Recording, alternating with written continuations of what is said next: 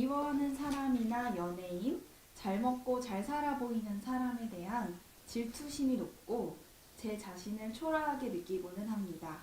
질투에서 끝나는 것이 아니라 그 사람들이 망해버렸으면 좋겠다는 못된 마음까지 드는데요. 질투의 원인은 제가 제 삶에 만족하지 않고 있기 때문인지 궁금합니다.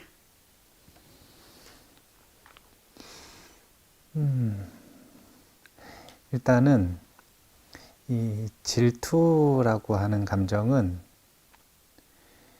복합적인 화합물인데요. 불교 유식학에서는 탐욕과 분노가 주된 요소로 화합되어 있는 감정으로 봐요, 질투를. 그래서 분노 계열의 감정이기도 하고 탐욕 계열의 감정이기도 하고. 그런데 어떤 특정한 감정이 이렇게 다양한 감정의 화합물이라면 이 이야기는 사람마다 느끼는 분노가 똑같은 분노가 있다는 이야기일까요? 없다는 이야기일까요? 없다는 이야기겠죠. 사람마다 분노가 다 다르고 사람마다만 다른 게 아니라 때때로 시기마다 다른 분노를 느낀다라는 거예요. 그러면은 그때그때 우리가 느끼는 분노라고 하는 건 다 다른데 그러면은 너무나 당연하게 원인도 다를 수밖에 없다. 그래서 우리가 이 분노라고 하는 것을 해결하기 위해서는 1번으로 해야 되는 게 있어요. 1번. 그래도 그때그때 다 다르지만 사람마다 주로 분노가 일어나는 뿌리를 가지고 있어요. 사람마다 자기 자신은 분노하는 뿌리가 물론 여러 가지가 있겠지만 그 중에서 주된 뿌리가 있다라는 거죠. 분노가 일어나는 뿌리. 그래서 분노 뒤에 숨어 있는 감정을 찾아야 돼요. 사실은 분노가 중요한 게 아니라 분노 뒤에 숨어 있는 감정을 찾는 게 중요하다. 이제 예를 들면은 분노를 심판감이라고 합니다. 심판감. 다른 표현으로는 정의감이라고도 해요. 왜 분노하는가? 이것은 옳지 않은 일이기 때문에.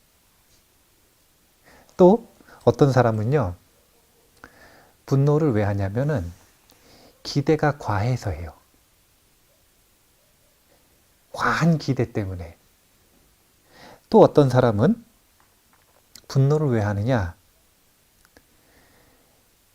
그 사람이 가지고 있는 무엇인가를 가지고 분노를 하는 것 같지만 그거를 심리적으로 역추적해보면 스스로 자기에게 요구하는 바가 있는데 잘 안 될 때 상대한테 그걸 뒤집어 씌워가지고 분노를 해요. 이런 걸 이제 투사라고 하죠. 또 어떤 경우에는요, 이런 경우가 있어요. 이제 여기 질문하시는 분이 이렇게 얘기했잖아요. 잘 되는 사람들이 있으면은 그 사람들이 망해버렸으면 좋겠다.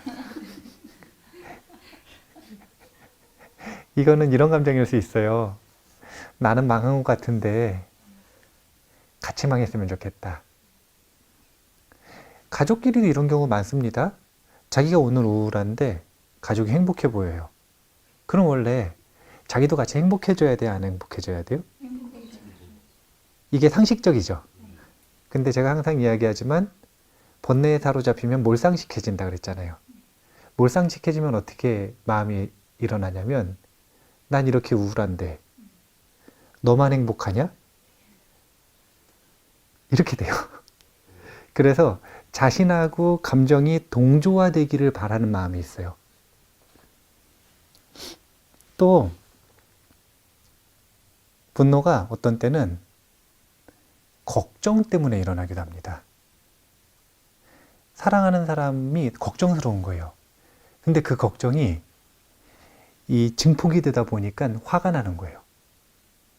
그래서 또 분노는 사랑 때문에 일어나기도 해요.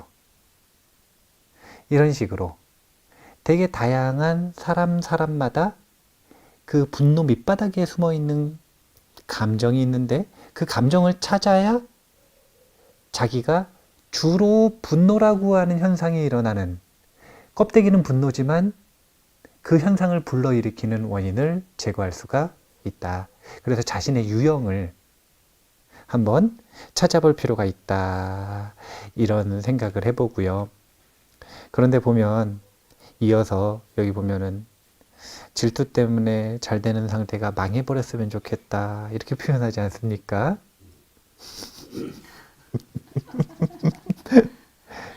근데 이런 것들이 이제 대부분 어떤 상태에서 일어나냐면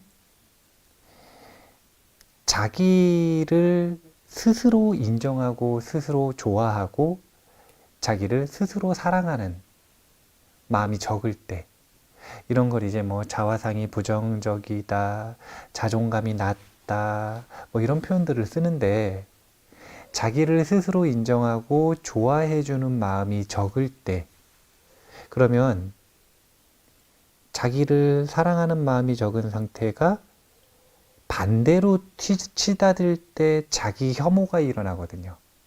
자기의 혐오가 깊을 때, 그럴 때 이제 자기를 싫어하는 것뿐만이 아니라 상대방도 싫어하고 상대방도 망했으면 좋겠고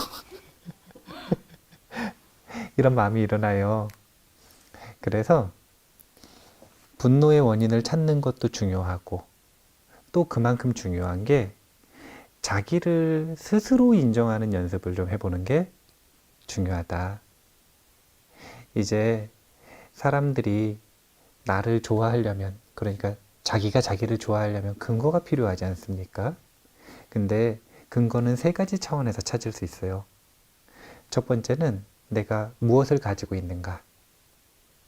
여기에 가지고 있는 건 재산도 있고 지식도 있고 성격도 있고 이런 것들, 자신의 소유물을 근거로 자기를 인정해 줄 수도 있고, 그게 아니라 자기의 행동 방식, 말하는 방식, 행동하는 방식, 생각하는 방식, 이런 행위를 근거로 자기를 인정할 수도 있고, 그게 아니라 그냥 자신의 존재 자체로 자신을 인정할 수도 있어요.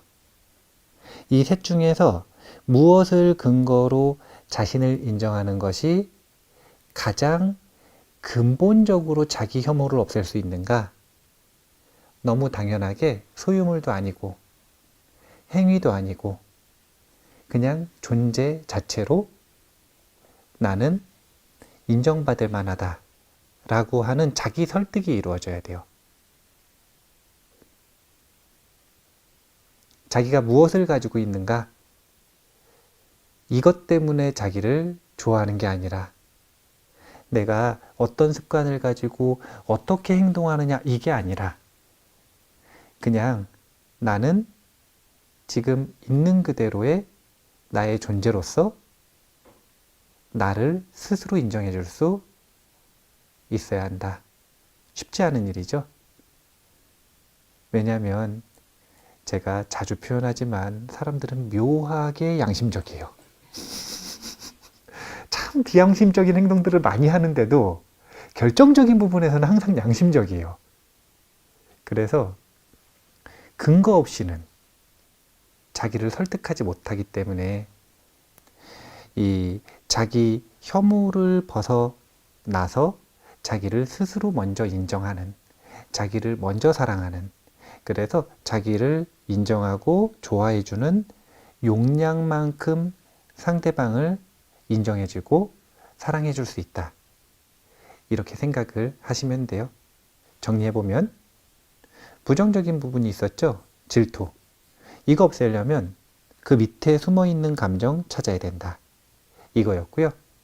반대로, 아예 정반대로 분노 상대하지 말고 이걸 녹일 수 있는 게 자기 혐오에서 벗어나 자기를 인정하는 것으로 나아가는 것. 자기애.